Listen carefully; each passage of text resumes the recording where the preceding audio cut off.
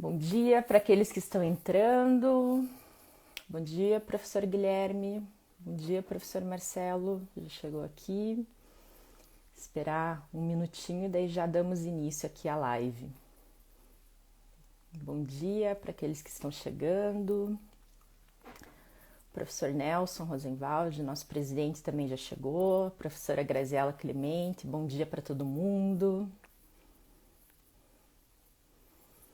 Esperar uns segundos e aí já damos início à live.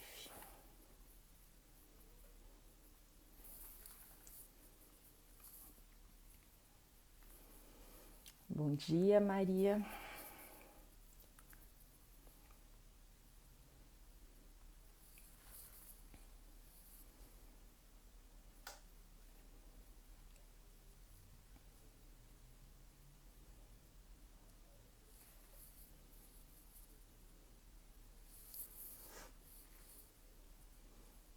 Bom dia, Giovana. Bom dia, Lívia, Sandro. Bom dia, Pedro. Bom dia, Marcelo.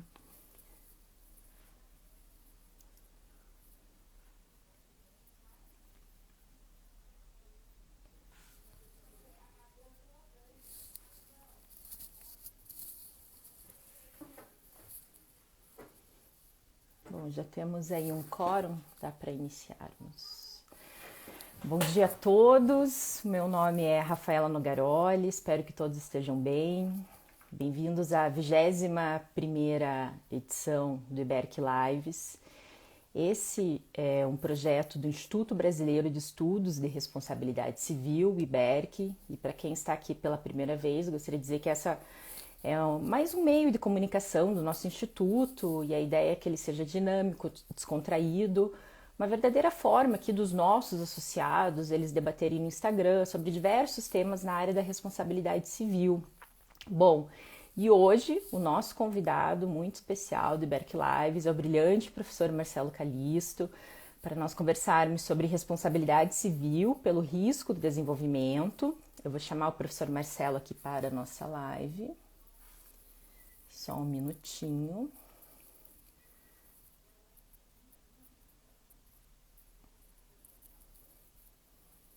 Opa. Deixa eu ver aqui, professor Marcelo. Eu tô tentando te convidar. Mas não estou conseguindo. Será que você consegue me fazer o convite? E caso não esteja aparecendo o convite para você, de repente, se você sair e entrar novamente na live, na hora que você entra, aparece um pedido. Ah, consegui aqui.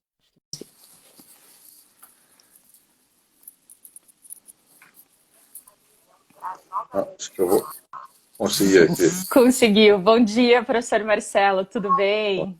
Tudo bem? Professor Caríssimo Marcelo, uma Rafael, grande honra tentar achar uma tê-lo posição conosco melhor aqui. aqui. Opa! É uma Só a grande posição. honra tê-lo conosco hoje aqui nessa live. Eu agradeço em nome do IBERC, do nosso presidente, o professor Nelson Rosenwald, né, por ter aceitado o nosso convite. Uma grande alegria mesmo ter você hoje aqui. Eu que agradeço imensamente. Estava aqui já ouvindo, né, as suas considerações iniciais, então agradeço também ao professor Nelson, né, pela oportunidade de poder participar aqui do IBERC Lives, né. Nós somos membros do nosso querido IBERC, no Instituto Brasileiro de Estudo da Sociedade Civil, e diariamente debatemos aí nos nossos grupos de WhatsApp, né, também temas da sociedade civil. Então é a oportunidade agora de forma ainda maior, né, mais pública ainda, digamos assim, de trazer essas reflexões. Então, saúdo aqui o professor que está participando, também vi aqui o Guilherme Martins, caríssimo amigo, e tantos professores que estão aqui conosco, saúdo a todos eles, e a todos os participantes, né, que estejam aqui com a gente. Quando divulgamos essa live, né, recebi o apoio, o carinho de vários amigos, então espero que todos possam estar aqui, os que não puderem, de todo modo, também recebam aí meu abraço. E a você, Rafael, justamente pela oportunidade de podermos conversar. Agradeço também a você pela gentileza do convite. Imagina, a honra aqui, professor Marcelo, é toda nossa. Estamos todos muito ansiosos pelas suas considerações. Você que é uma grande referência para a gente nessa área. Eu quero aproveitar também para agradecer, além do professor Nelson que está nos assistindo, todos os associados, né, do IBERC, o professor Eduardo Dantas, que está aqui, o professor Júlio Moraes, a Graziela Clemente, Guilherme Martins, muitos aqui, outros. Então, agradeço realmente a presença de todos. E eu aproveito também para aqueles que estão nos assistindo para fazer uma breve apresentação formal aqui do professor Marcelo Calisto.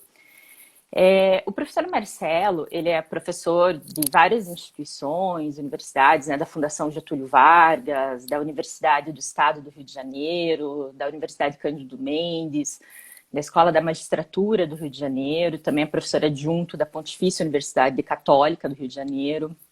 O professor Marcelo, ele é doutor em Direito pela Universidade Estadual do Rio de Janeiro. Sob orientação do professor Tepedino, ele desenvolveu a tese intitulada O Papel da Culpa na Responsabilidade Civil. Aí ele fez mestrado em Direito também pela UERJ, oportunidade em que desenvolveu a sua dissertação sobre responsabilidade civil do fornecedor pelos riscos do desenvolvimento, sob orientação da professora Maria Celina Bodan de Moraes. E a sua brilhante dissertação deu origem a esse livro aqui, que eu já li, reli, treli. Professor Marcelo, adoro esse livro. Sou realmente fã do seu trabalho. E o professor Marcelo, ele vem desenvolvendo nos últimos anos inúmeros estudos e trabalhos aí acadêmicos nessa área. Então, pessoal, a nossa live de hoje será excelente, pois teremos a oportunidade de ouvir o professor Marcelo falar sobre um tema do qual ele é um grande especialista, que é riscos do desenvolvimento e responsabilidade civil. E, professor Marcelo, para nós iniciarmos efetivamente a nossa conversa sobre a responsabilidade civil pelo risco do desenvolvimento, você poderia inicialmente nos dar um panorama geral sobre o regime da responsabilidade civil pelo fato ali, dos produtos postos em circulação, fazendo, de repente, um comparativo entre o sistema de proteção disciplinado lá no artigo 931 do Código Civil e o regime do Código de Defesa do Consumidor? Sim, caríssima. Então, saúdo aqui também a Vipassão, a professora Tula, né, que é outra especialista no tema, né, com vários artigos aí publicados, especificamente sobre o tema do desenvolvimento. Então, também é uma grande referência. Bom, então, na verdade, um panorama aqui geral, inicial, né, realmente a situação no CDC, começando aí pelo destaque, né, dado ao CDC, ela é prevista basicamente nos artigos 12 a 17, e aí para fato do produto, né, especialmente no artigo 12. E ele diz lá que justamente haverá a responsabilidade civil, né, do fabricante, consultor, produtor, importador, pelos danos resultantes de defeitos, né, de concepção, fabricação, montagem, etc. Então vejam que realmente essa responsabilidade civil no CDC objetiva, o artigo 12 também diz, né, independentemente de culpa, de forma muito clara, mas não é provavelmente uma responsabilidade civil pelo risco do negócio, pelo risco da atividade, risco do empreendimento, enfim, qualquer expressão que nós possamos dizer aí ligada à teoria do risco, né? Porque realmente ele diz claramente que essa responsabilidade tem um requisito, né, um elemento necessário, que é justamente esse defeito, essa palavra defeito. E esse defeito também, ele tem um conceito normativo, quer dizer, ele está no 12, parágrafo 1º do CDC, então não é o conceito vulgar, né? A gente, com a pessoa, né, tantos amigos aqui, nós sabemos, as pessoas compram lá o smartphone, né, o computador, e aí para de funcionar, né, e fala, aí está com defeito, né, então vou lá trocar e tal. Essa é a expressão, digamos, vulgar, cotidiana, né? Mas o defeito do CDC, ele tem um sentido normativo, um conceito normativo no artigo 12, parágrafo 1º, que vai dizer justamente a violação de uma legítima expectativa de segurança. Então ele diz, o produto defeituoso quando oferece a legítima expectativa de segurança, consideradas entre outras as seguintes circunstâncias. Aí fala a apresentação e fala também no inciso 3º do parágrafo 1º, a época da introdução no mercado. Então, basicamente, nós temos então um regime de responsabilidade civil objetiva, não há dúvida, mas fundamentada, né, ou fundado aí na existência de um defeito no produto, entendido como violação da expectativa de segurança. Dito isso, então, nós temos também uma classificação doutrinária, né, no sentido que os produtos, infelizmente, mesmo no século XXI, com produção mecanizada, robotizada, enfim, ainda assim tem algum resquício de perigo, né, de insegurança. Só que aí é o que se chama de periculosidade inerente ou latente, quer dizer, alguns produtos têm uma periculosidade inerente ou latente, que é justamente aquela conhecida, aquela esperada pelo consumidor. O exemplo clássico aí é a faca de cozinha, né? O cidadão compra a faca, está lá tirando os bifes, ai, perde a ponta do dedo. E aí não vai poder dizer que a faca cortou e que foi surpreendido, né? Então Sim. esse é o exemplo mais singelo, né, de periculosidade inerente ou latente, que, portanto, não gera responsabilidade. É o que se deduz, inclusive, do artigo 8º, quando o artigo 8º do CDC fala que os riscos normais e previsíveis, né, são tolerados, enfim, são Uhum. assustados por serem normais e previsíveis, são aceitos pela sociedade de consumo, digamos assim.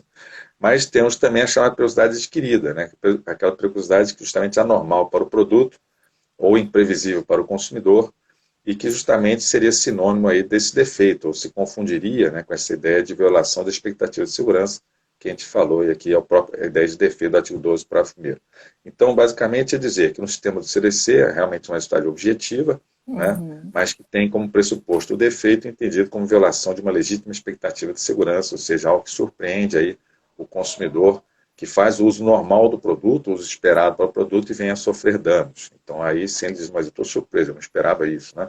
Então essa é a sistemática do CDC. Mas Uhum. realmente temos, e aproveitando a sua colocação, realmente temos também o artigo 931 do Código Civil. Esse artigo 931 do Código Civil realmente ele é um tanto problemático, digamos assim, né?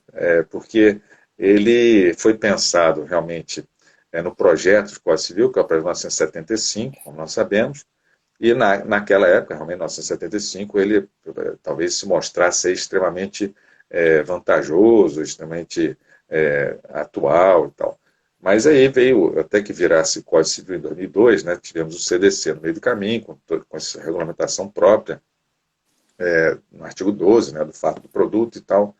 E aí veio o Código Civil e traz o artigo 931.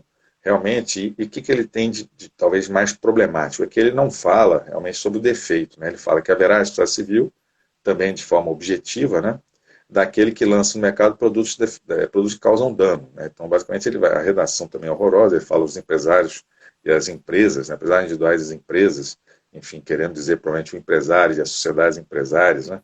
Mas Uhum. responde, depende de culpa, né, portanto, de forma objetiva, pelos danos causados pelos produtos postos em circulação. Então, não há nenhuma referência para defeito, né? Então, assim, e ele diz, ressalvados os casos que eles têm lei. Então, se diz, olha, na verdade, ele pode não ser aplicado, por exemplo, uma primeira visão seria dizer, olha, então esse 931 nasceu tarde, né, não vai servir para nada, vamos deixar de lá. E é muito o que fazem os tribunais, é difícil achar um julgado aplicando o 931, digamos assim, né, fundamentando a decisão do artigo 931, já que, como regra, se vai falar do consumidor e se vai, então, atrair aí a sistemática do artigo 12, né, do CDC.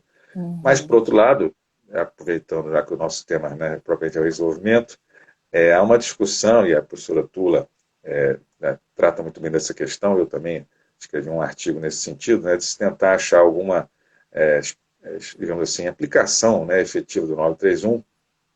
Uma possível aplicação poderia ser essa questão sobre o desenvolvimento, onde a gente vai debater justamente se existe ou não defeito, né, por exemplo, Uhum. e aí talvez o 931 seja favorável nesse sentido, quando o 931 diz que haverá essa objetiva, né, por danos causados pelo produto, sem exigência expressa do defeito, né, então talvez seja um caminho também para se defender a estado Uhum. civil, nesse caso, no Brasil, né, pelo desenvolvimento, a partir do artigo 931, e tem até um enunciado, teve aquelas famosas jornadas, né? Lá na primeira jornada, quando o Código Civil ainda estava em vacácio, lá em 2002, teve um enunciado, inclusive a autoria do professor Pascoaloto, nosso colega do IBERC, no sentido justamente de que esse artigo 931 ele traria a responsabilidade civil pelo risco do desenvolvimento, né? Então, Uhum. foi algo que se afirmou em 2002. Depois, conversando com o professor Pascoaloto, depois ele falou, não, realmente, hoje eu já não sei se o fundamento melhor seria esse, o 931, porque ele tem todo esse problema da sua aplicação, quer dizer, em que caso realmente o 931 poderá ser aplicado. Então, mesmo à luz, vamos talvez dizer que é um bom motivo, um bom argumento, né, dizer que o Uhum. 931 poderia ser aplicado, mas podemos trabalhar mesmo à luz do CDC, quer dizer, mesmo nos atenda ao artigo 12 do CDC, eu acho que nós já encontramos algum fundamento ou fundamento preciso para a aplicação dessa responsabilidade civil pelos riscos do desenvolvimento, tá certo? Uhum. Excelente explicação, professor Marcelo, obrigada. E até puxando daí um link com o que você estava falando sobre os riscos do desenvolvimento, Como que fica a caracterização do defeito do produto em caso de risco do desenvolvimento? Se puder também explicar para o pessoal o que é realmente o risco do desenvolvimento. Nós temos até aquele caso mundialmente famoso e trágico, episódio da década de 1960, que você inclusive comenta no seu Talidomida. livro, isso, da talidomida, das mulheres grávidas, que era prescrito para elas aquele remédio para enjoos, que são característicos ali da gravidez, e acabou acarretando no nascimento de milhares de crianças fisicamente deformadas. O que se alegou ali é que esse risco de desenvolver a focomelia não era cognoscível, digamos, né, pelo mais avançado estado da ciência, da técnica ali no momento que foi introduzido no mercado o medicamento.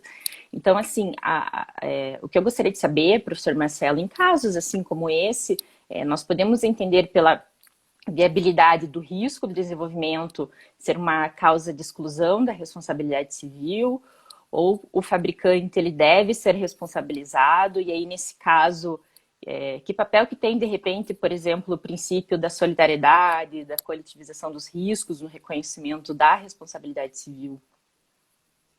Ok, não, perfeito. Então, em primeiro lugar, né, meus caros Rafael e caríssimos amigos, a questão do resolvimento, quer dizer, em primeiro lugar, é uma expressão realmente, já uma redução, né? A gente tenta sempre facilitar a falar as coisas, então, na verdade, seria risco, desenvolvimento técnico científico permite se descobrir. Quer dizer, então, o pressuposto é isso, nós estamos falando justamente de uma situação, né, em que a ciência, né, a técnica contemporânea à introdução do produto no mercado, né, da época da introdução do produto no mercado, ela não era capaz de avaliar esse risco, de conhecer efetivamente o risco que esse produto apresentava. É necessário, portanto, o desenvolvimento científico. Né? Então, a expressão seria risco de desenvolvimento científico permite descobrir, porque é necessário realmente o desenvolvimento científico, e esse desenvolvimento científico, então, é que afirma, né, alguns anos depois, que aquele produto realmente tem um risco que até então era desconhecido.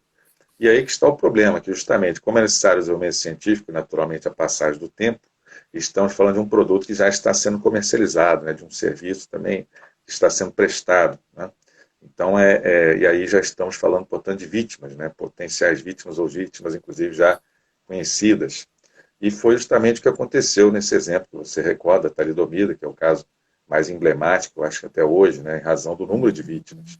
Porque justamente aconteceu, né, como você sabe, colocou muito bem, que o medicamento usado aí como analgésico, enfim, combatedores, enjoos, né, e por isso foi tomado em larga escala, né, inclusive foi um ótimo medicamento nesse sentido, né, como analgésico, digamos assim, ele foi excelente, parece que foi o melhor que existiu até hoje, inclusive.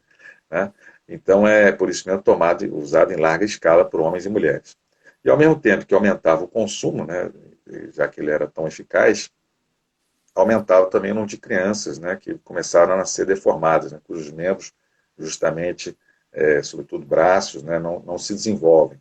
E aí surge o que você também citou, a focomelia, né, foi a expressão que se usou, seria uma forma semelhante à foca, quer dizer, aqueles bracinhos curtos, né, que não se desenvolvem.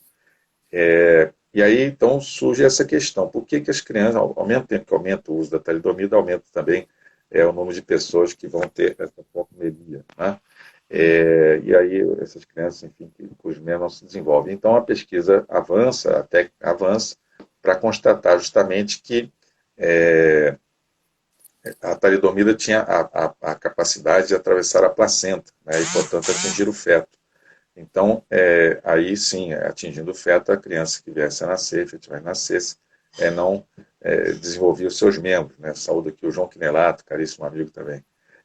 Então, vejam, que foi necessário que o avanço científico, o avanço das pesquisas realmente afirmasse, né, que a talidomida que realmente está atravessando a placenta, está atingindo esse feto, está acarretando essa doença terrível, né, que a pessoa vai ter para o resto da vida, uma dificuldade de alimentação, uma dificuldade de higiene, uma dificuldade de exercer uma atividade laborativa, enfim, em razão desses braços, por exemplo, que não se desenvolvem. Então, e aí que está o problema, porque as mulheres, né, as mulheres grávidas, né, que tomavam esse medicamento, elas tomavam seguindo a prescrição médica, seguindo a bula, quer dizer, então não houve nenhum mau uso, não houve nenhuma culpa da vítima, quer dizer, foi realmente o medicamento, conforme a ciência avançando constatou, foi realmente o medicamento que atravessou a placenta e atingiu o feto e acarretou essa doença. Né? Então, aí estaria presente justamente aquela ideia que nós falamos, né, da reversão da expectativa de segurança. Né? Qual mulher grávida, né, que sabendo esse risco tomaria? Nenhuma, né? Obviamente, né, nenhuma futura mãe, enfim, ia querer colocar em risco, né, o seu feto tomando medicamento. Mas por que ela tomava? Porque ela não sabia, e não sabia porque a ciência, então, da época da introdução no mercado, realmente não afirmava. Mas a ciência posterior, em razão do avanço, afirmou que foi sim a talidomida. E aí, então surgiu esse grande problema. Afinal, se é algo desconhecido pela própria ciência, né, do momento da introdução no mercado, o que nós já vimos que, inclusive, seria um dado do CDC, né, o CDC, no artigo 12, parágrafo 1º, inciso 3º, fala da época da introdução no mercado, né? Então, aparentemente, seria um dado importante, realmente, para se considerar o caráter defeituoso ou não, mas o fato é que há uma reversão da expectativa de segurança, quer dizer, o produto foi tomado da forma correta, da forma esperada, e ainda assim causou dano. Então, haveria, portanto, também a ideia do defeito, né? O defeito estaria presente, como exige também o CDC. E aí esse é o grande debate, portanto, nesse tema, né, em que, basicamente, do lado aí dos fornecedores se fala que aí eu não posso ser responsabilizado por algo que a ciência desconhece, quer dizer, não foi uma falha minha, e até porque não haveria espaço, né, para discutir essa ideia da negligência, né, porque o problema de se admitir a excludente, né, segundo os fornecedores, seria também uma rediscussão da culpa. Ah, não, eu não acompanhei a ciência, eu fui negligente, aí eu vou ser condenado por ter sido negligente, aí eu estou resvalando na culpa. Mas não há espaço para discutir culpa. Nós temos que nos ater à história objetiva realmente, como diz o próprio artigo 12. Então a discussão, me parece, é toda essa. Tem defeito ou não tem defeito? Né? E aí eles falam, eu não posso ser responsabilizado por algo que a ciência desconhece. Né? Mas, por outro lado, temos o consumidor. O consumidor diz, mas eu tomei da forma correta, né? Eu tomei da forma indicada na bula e sofri um dano. Né? E esse dano, como eu falei, que no caso da talidomida, por exemplo, é insuperável, né? A pessoa vai carregar o resto da vida essa sua situação. Então, e aí, portanto, estariam presentes elementos da história civil, né? Temos o dano, temos o nexo causal, que também é indiscutível, né? Que foi aquele medicamento que acarretou aquela consequência, então o nexo causal também inquestionável, e aí vai haver essa discussão se há ou não defeito efetivamente, né? Mas aí é o grande debate doutrinário, né, que a gente fala já daqui a pouco. Mas o fato é que, assim, é um tema que realmente ele angustiou o mundo, digamos assim, né, dividiu o mundo, talvez divida até hoje, a tal ponto que temos uma diretiva europeia, por exemplo, de 85, né, a diretiva 374/1985, ela, na verdade, começou a ser discutida em 1979, e porque foi sendo discutido em 79 e só realmente foi aprovado em 85 pelos países membros da Comunidade Europeia, à época, né? Hoje é claro que temos outros, mas enfim, aquela época, porque demorou tanto. Toda a doutrina europeia, né? E aqui temos que citar o João Calvão da Silva, um livro importantíssimo para quem quiser aprofundar, né? Estácio do Produtor, editorial Medina, para a tese de doutoramento, né? Como eles dizem lá, do professor João Calvão, é uma obra fantástica, né? E ele narra justamente isso, a dificuldade, né, que foi nessa discussão do projeto de diretiva, esse tema, quer dizer, o tema que dividiu, o tema que realmente não chegava à unanimidade entre os membros lá dos países, era essa questão do desenvolvimento, em razão das paixões, né, provocadas de lado a lado. E aí o exemplo da talidomida justamente era o caso mais presente, né? Todos se lembravam da talidomida, porque afinal era um produto, como eu disse, comercializado ao redor do mundo, países da Europa, Brasil, Estados Unidos, né, Japão, enfim, tem vários casos no Japão, vários casos no Brasil, vários casos na Europa, então de crianças, né, que nasceram assim deformadas. Então, esses países tinham muito presente essa questão, né, da talidomida, e por isso o debate era sempre apaixonado, né, de um lado e de outro. De um lado dizer, não, mas a ciência desconhece, como é que eu vou responder por algo que a ciência desconhece? Mas, por outro lado, também os consumidores e as vítimas, né, que não podem ficar sem ressarcimento, já que é inquestionável que o produto é que causou o dano. Enfim, então esse debate todo levou a essa demora, né, na aprovação da diretiva, e mais do que isso, ao final, a própria diretiva não solucionou o problema, né? A verdade é essa. Nós fomos ver, a gente sabe que na diretiva, por exemplo, nós temos o artigo 7º, a linha que fala que o fornecedor poderá se eximir de responsabilidade provando que o defeito era desconhecido, pela ciência, enfim, seria justamente a hipótese de desenvolvimento. Então é tratado realmente a princípio como excludente no artigo 7º. Mas no artigo 15 da diretiva, ela diz que cada país, em sua lei nacional, manterá ou não a excludência do artigo 7º da linha E. Quer dizer, cada país, então, que decidirá efetivamente na sua lei nacional se vai manter a excludente ou se vai passar a prever a responsabilidade, o que a doutrina europeia chama de solução de compromisso, né? O próprio João Calvão fala isso. Se adotou uma solução de compromisso, ou seja, se admite, né, a excludente, mas também se admite que cada país depois decida se vai manter ou não essa excludente, o que mostra quão difícil é, né, essa apreciação do tema, considerando esse exemplo histórico e considerando os exemplos mais recentes, que a gente também vai falar daqui a pouco, mas mostra que realmente é uma decisão muito difícil do legislador, que a princípio, me parece, deveria ser feito pelo legislador realmente, assim, e assim se decidiu na Europa, né, que cada legislador, cada país, então, na sua lei nacional, decida efetivamente qual rumo que irá tomar em razão desse tema tão difícil. Né? Uhum. Opa, desculpa, Não, você falar mais alguma coisa? Não, acho que você pode acrescentar, senão eu retorno depois. Eu ia comentar, professor Marcelo, que uma coisa assim que me preocupa, que eu percebo a cada dia, que são descobertas novas, mais complexas doenças, e às vezes impõem o tratamento por meio de produção de novas medicações que não foram suficientemente testadas. Surge aquela ideia assim, do anseio pelo uso rápido dessas medicações, e às vezes até uma pressa do fabricante dele ser o primeiro a oferecer ali determinada droga, e que acaba abreviando às vezes o processo ali de testes que são necessários antes de colocar realmente o produto no mercado, fazendo com que a coletividade acabe se tornando, digamos assim, uma verdadeira cobaia assim, ali da indústria.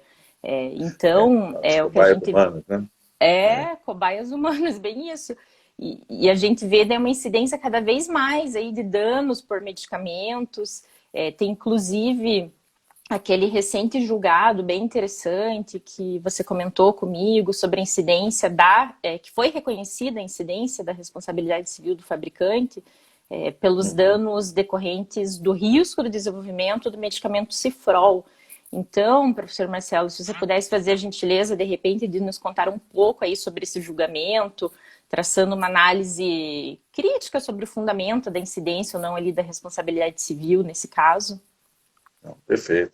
Não, então, aproveitando, né, como eu disse, aproveitando a pergunta dos novos medicamentos, mas só ainda concluindo a questão da talidomida, só até para que, não sei se sempre que eu conto esse caso da talidomida, muitos alunos se surpreendem ao descobrirem, digamos assim, né, que aqui no Brasil, por exemplo, se adotou uma solução também bem brasileira, né, digamos assim, que foi a solução digamos, da socialização do risco, né, como eu chamo, ou seja, Sim. divisão por toda a sociedade desse prejuízo, enfim, desse dano, né, por meio justamente do INSS. Nós todos sabemos aí que o INSS, né, pela lei 7070 de 82, né, 7070 de 82, ele então ficou obrigado aí a pagar uma pensão, né, aos portadores acima da talidomida. Aqui no Brasil se chamou assim, né?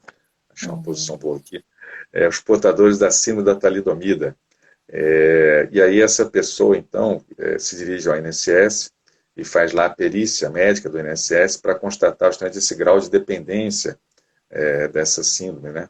E aí são avaliados 4 pontos, né? E esses 4 pontos, digamos assim, justamente são pontuados, né? Essas 4, digamos assim, dificuldades, né? Ou inabilidades, enfim, são pontuadas, né?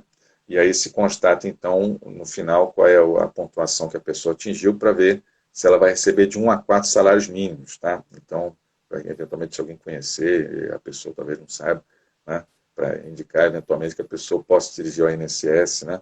E justamente fazer a perícia e obter aí, né, como um ganho, um pago, portanto, por todos nós que contribuímos para o INSS, de 1 a 4 salários mínimos. E depois teve uma lei mais recente, que é a Lei 12.190, de 2010. Essa Lei 12.190 de 2010 trouxe também o dano moral, né, digamos assim, o dano moral pago em parcela única pelo INSS também, entre 50 e 200 mil reais. Aí é uma parcela única, né, de 50 a 200 mil reais, também considerando essa pontuação que a pessoa teve lá na perícia médica do INSS.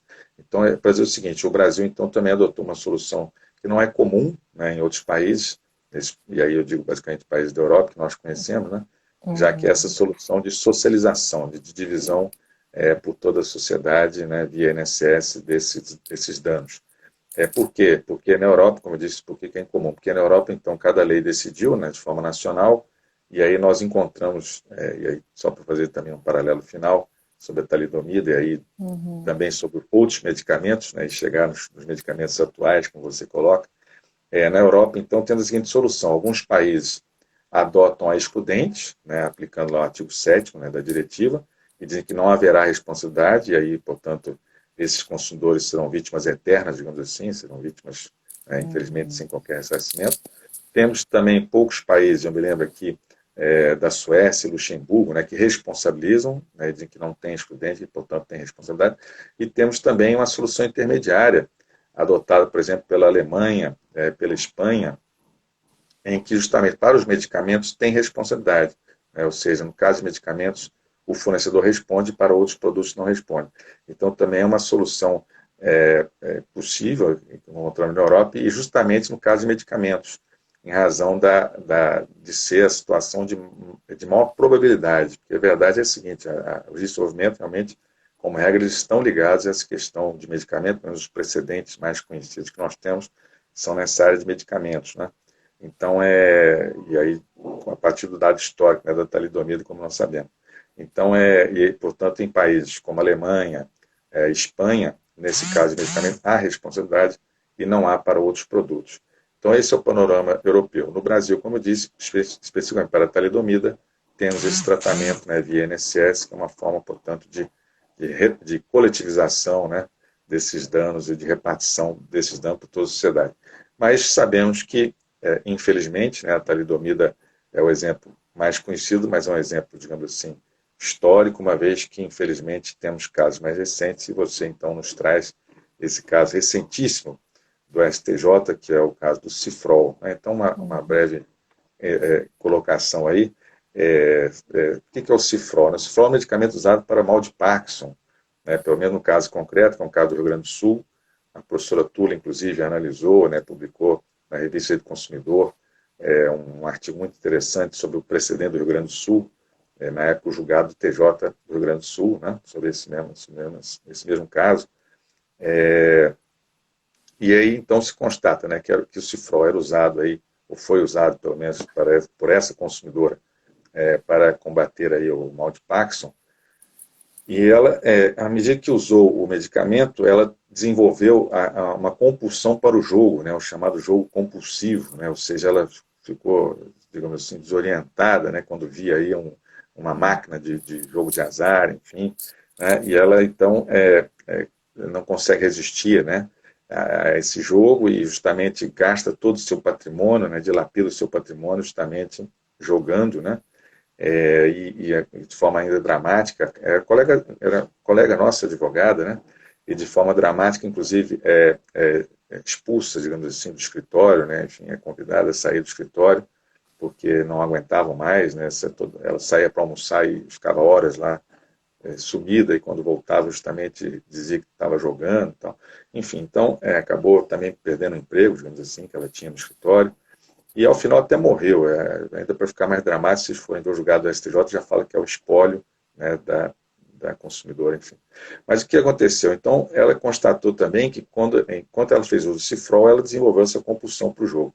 Quando ela parou, né, o uso do medicamento, ela parou também a compulsão, né, a tal ponto que se relata, né, os autos relatam que ela, depois de ter parado o tratamento, né, ter descontinuado o uso desse medicamento, pelo menos, ela chegou numa casa de jogos, digamos assim, olhou para a máquina lá, que para ela sempre tinha sido algo tão atraente, e não jogou. Quer dizer, então, mostrou que estava curada, digamos assim, desse jogo compulsivo. Então, se consegue demonstrar, nesse caso, que realmente foi o medicamento, né, que acarretou esse jogo compulsivo, essa propensão, né, né, que não se consegue se libertar, digamos assim, para o jogo.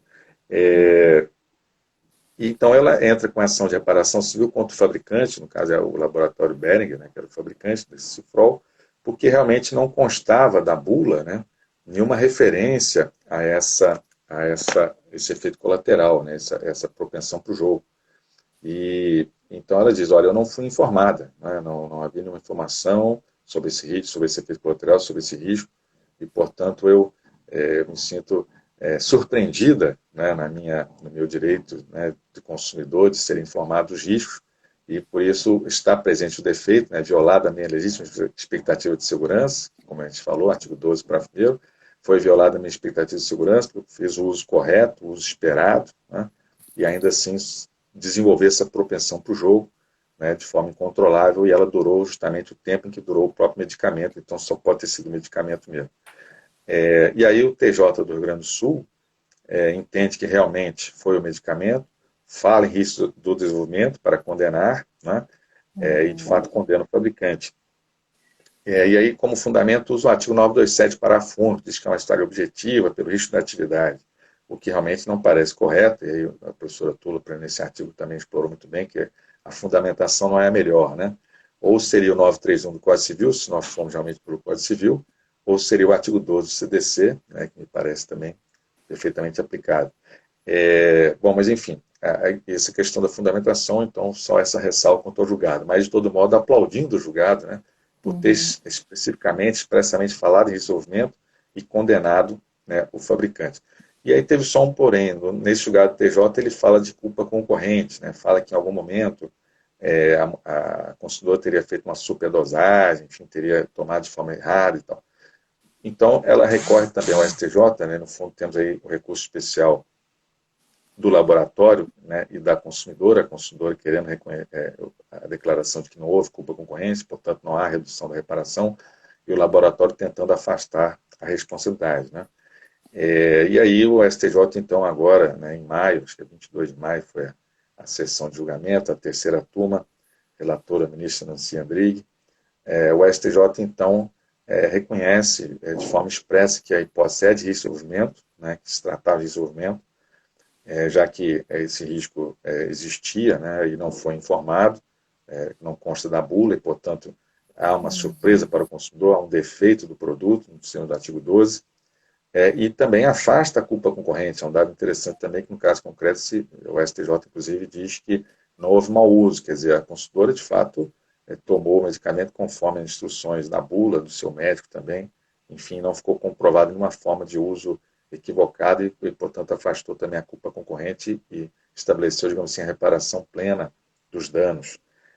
E aí o que é de importante, então, que pela primeira vez o STJ realmente afirmou, né, que o Brasil reconhece, ou admite, pelo menos nesse caso admitiu, a responsabilidade pelo risco de desenvolvimento, que é aquele tema que a gente já falou, né, de extremo debate, controvérsia na doutrina.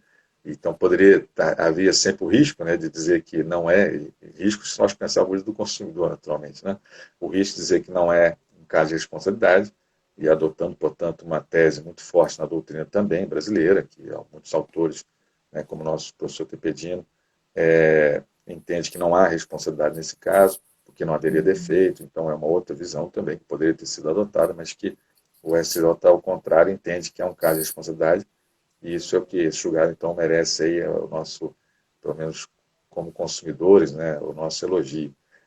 Agora, lembrando que o STJ já teve ocasiões, né, onde ele poderia também ter dito isso e talvez na época tenha faltado a coragem, talvez, enfim, ou alguma fundamentação, que teve um caso de um medicamento também, sempre estamos falando de medicamentos, né? O caso do Survector, né, foi um outro medicamento que acabava causando dependência, quer dizer, se constatou que esse medicamento causava dependência, chamado Survector, e essa advertência não constava da bula, né? No fundo, ele era um estimulante metabolismo cerebral e depois passou a ser vendido como antidepressivo, né? Mas durante todo esse tempo não havia nenhuma advertência, né, sobre a possibilidade de causar dependência. O cidadão, então, de que tomou o medicamento e acabou, na verdade, sofrendo danos e tal.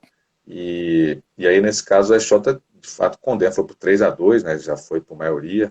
Não foi, no caso do Cifrol, que é o mais recente, pelo menos foi por unanimidade, então também mostra aí um certo convencimento, né, dos nossos ministros. E na época do Silvecto até houve uma condenação realmente, mas por 3-2. e de todo modo não se falou em resolvimento, se falou que é o produto defeituoso, tal, porque não havia informação sobre a possibilidade de causar dependência e tal. Mas me parece talvez seria também um caso, né, de resolvimento, como se reconheceu no caso do Cifrol. Lembrando também que nesse caso mais recente do Cifrol, o SJ, inclusive, também usa como fundamento, né, o fortuito interno. Né? Então, só para também essas pessoas, né, espero aí, que queiram, né, aprofundar a pesquisa desse julgado, vocês verão que se fala lá em fortuito interno, né, dizendo que é um risco inerente, né, ao produto e que deve ser suportado, portanto, pelo fabricante. Essa ideia que a gente sabe que é próxima, ligada ao fortuito interno, é risco inerente. E é uma tese, por exemplo, na doutrina nós encontramos também no professor Sérgio Cavalieri, essa afirmação do fortuito interno. Eu só acho que não é nem necessário chegar a isso, quer dizer, porque a gente sabe que essa distinção do fortuito em fortuito interno e fortuito externo é outra mão de obra, digamos assim, né? Outro debate, quando é que é interno, quando é que é externo, enfim. Mas o fato é que acho que não precisamos chegar até aí. Podemos dizer que é um produto defeituoso, né? Um produto que, tomado da forma correta, indicada, surpreende o consumidor e causa danos ao consumidor. Então, me parece que estão presentes os elementos da eficácia civil, especialmente o defeito, o nexo causal e o dano, que são os elementos do artigo 12, quer dizer, que não fala em culpa. Então, seriam esses, defeito, nexo causal e dano, e estão todos presentes, e por isso a decisão me parece correta, né, no sentido da responsabilidade, sem ser necessário até falar em fortuito interno. Acho que, de todo modo, também pode ser mais um argumento aí a favor da responsabilidade, como foi nesse caso concreto do STJ. Muito bom, professor Marcelo.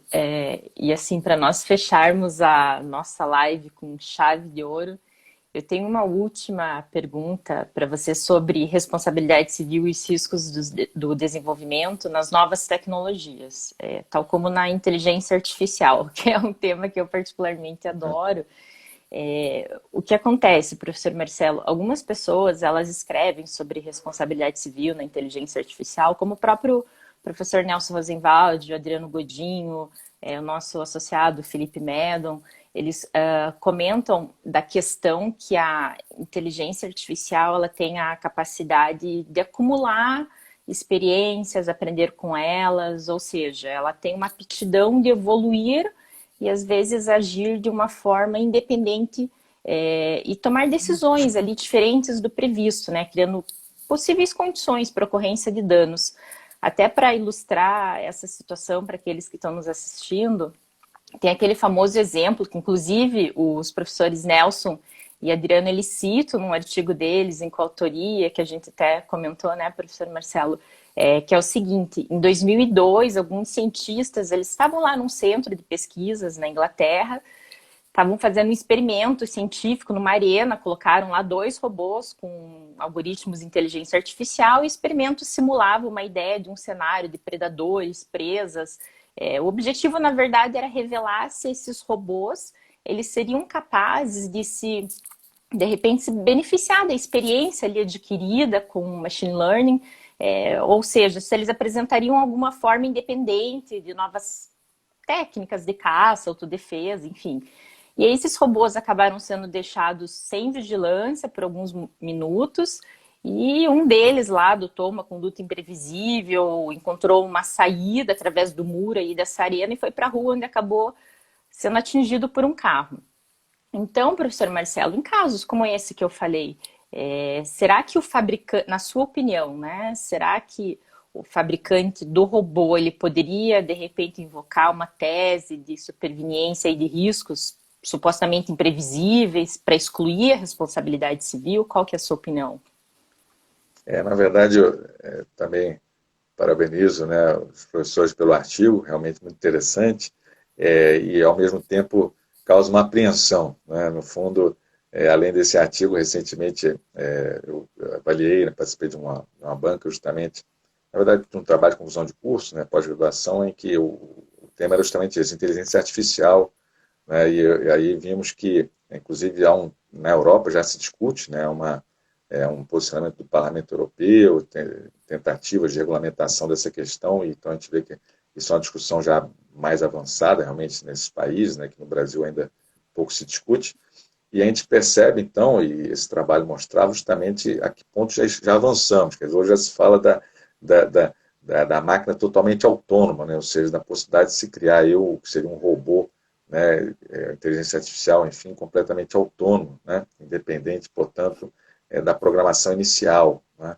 e isso me causou, confesso, um espanto, né, eu me lembrei, de certa forma, do Blade Runner, né, voltando aí no tempo um Uhum. pouco, compensando a idade, né, falando do filme Blade Runner, enfim, mas há pouco tempo tivemos uma nova versão, sabe?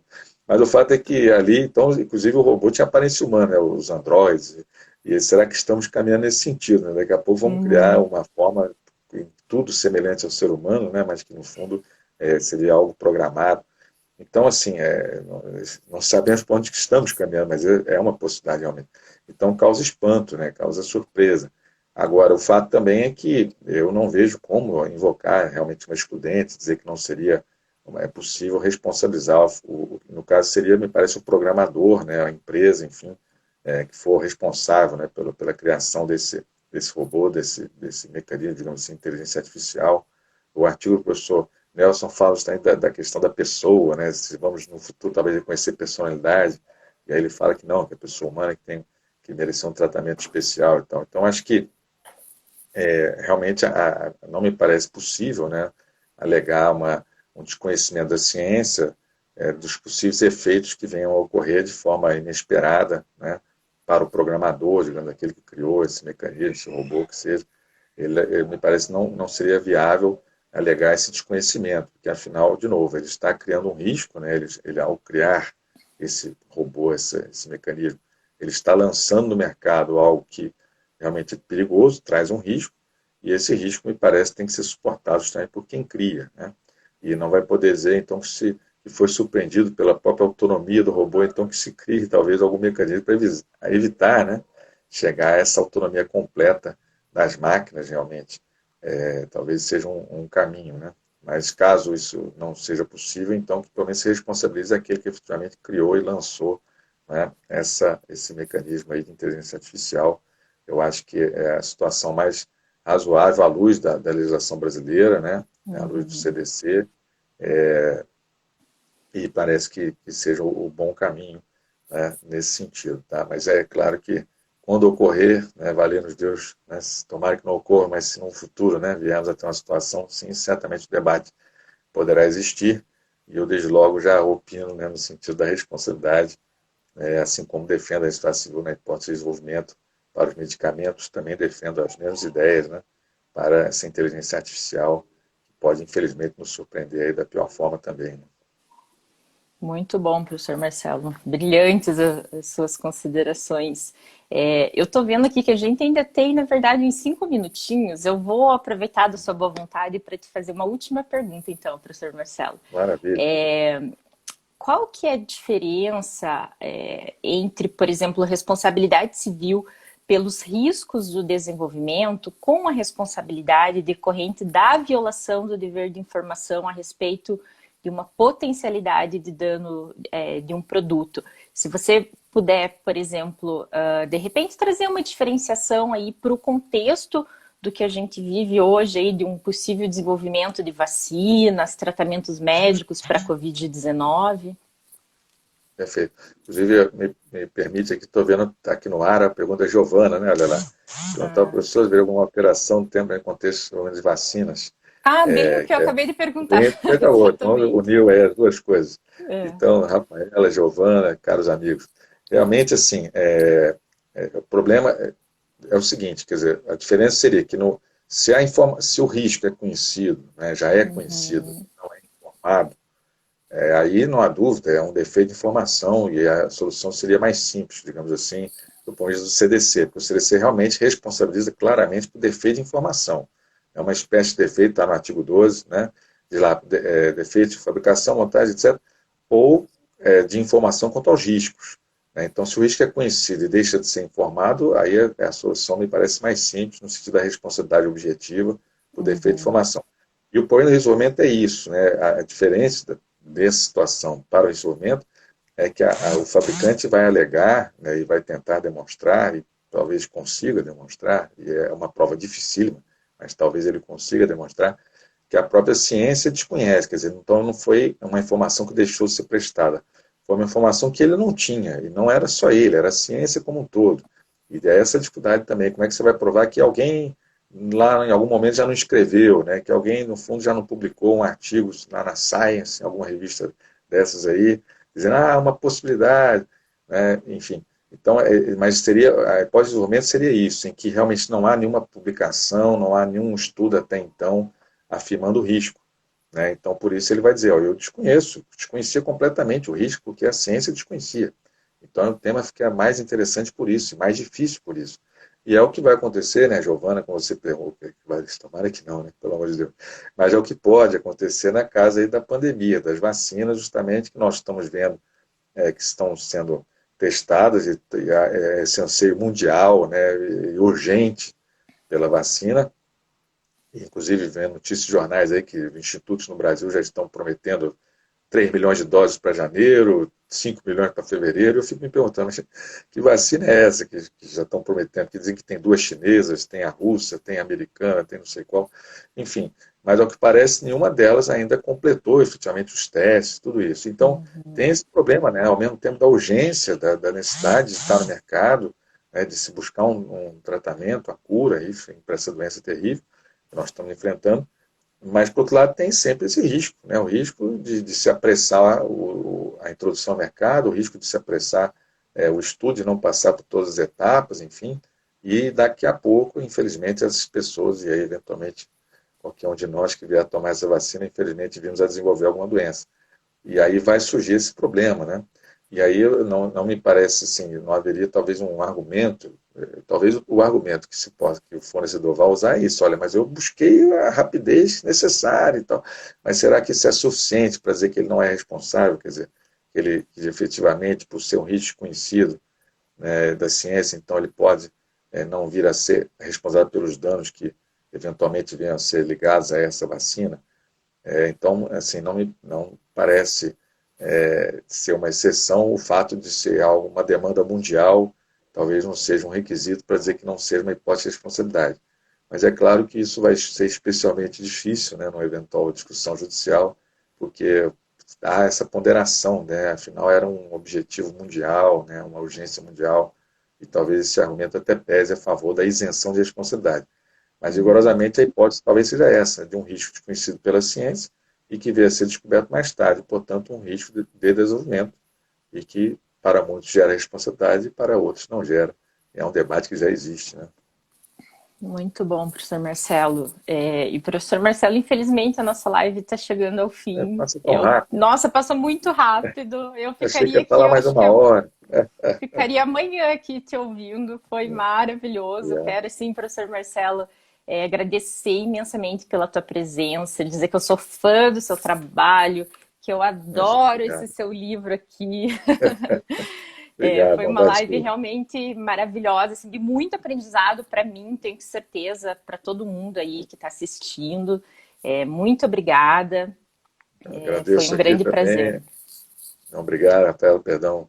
Agradeço aí, você, eu acompanho também seus escritos, você aí produzindo, né, bastante, justamente nessa área da saúde, né, medicamentos, tratamentos. Então, também sou o seu leitor constante. Parabenizo pelos artigos e agradeço a todos que participaram aqui. Vejo aqui o professor Nelson, o nosso Guilherme Martins agora, o Thiago Loyola, tantos e tantos amigos, ex-alunos, a Daniela Teixeira, enfim, tantos queridos. Tula, a professora Tula aqui, que é Professora fã, né? Tula Eu sou também. fã, enfim. Então, a todos, Rogério, a todos que se manifestaram aí, que infelizmente eu não pude saudar, na medida que as frases iam aparecendo, mas saúdo agora a todos e agradeço realmente pela oportunidade e fico sempre à disposição aí do nosso querido Iberque. Obrigada, professor Marcelo. Eu queria só deixar alguns avisos finais para aqueles que estão nos assistindo e não acompanharam o início aqui da nossa live. Eu queria dizer que essa foi a 21ª edição do Iberc Lives. O vídeo vai ficar disponível por 24 horas no IGTV e posteriormente disponibilizaremos no nosso canal do YouTube, tá? Esse é um projeto do Instituto Brasileiro de Estudos de Responsabilidade Civil. Eu e o professor Vitor Almeida sempre estamos nos revezando aí na mediação dessas lives. Excepcionalmente, ele fez as duas últimas, eu estou fazendo essa, eu vou fazer a próxima edição também. Inclusive, aproveito para divulgar já o tema da nossa próxima live, quarta-feira da semana que vem, às 9 horas, que será sobre responsabilidade civil na inteligência artificial, com o professor Felipe Medon. Também quero convidar para aqueles que estão nos assistindo pelo perfil do Instagram do professor Marcelo, que sigam o IBERC aqui no Instagram, que é @iberc.brasil, porque sempre estamos aqui divulgando várias coisas muito interessantes, outros projetos bem bacanas do Instituto, como congressos, obras coletivas organizadas, os webinários que são transmitidos pelo YouTube. Então sigam @iberc.brasil para ficarem informados de todas essas questões. Então, obrigada novamente, professor Marcelo, pela sua presença, agradeço a presença de todos e um ótimo dia para vocês. Um grande abraço, professor. Eu já sigo o IBERC. Um bom Você dia já a todos. segue, né? Sim, com certeza, com certeza. Um abraço a todos. Muito obrigado. Tchau, tchau. Abraço. Abraço.